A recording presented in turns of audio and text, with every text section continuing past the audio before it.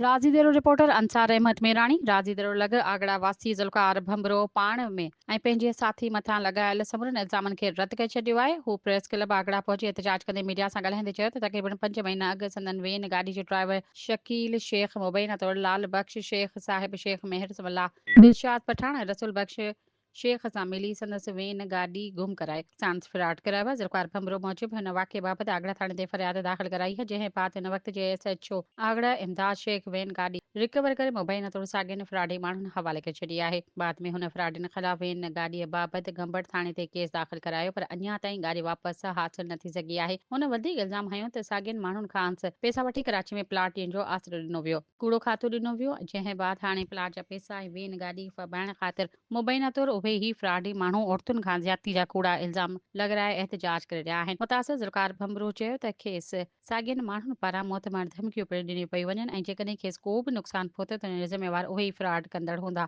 आख़िर में हुन SSP खैरपुर DIG सखर खां मुताबिक़ त मूंसां इंसाफ़ कयो।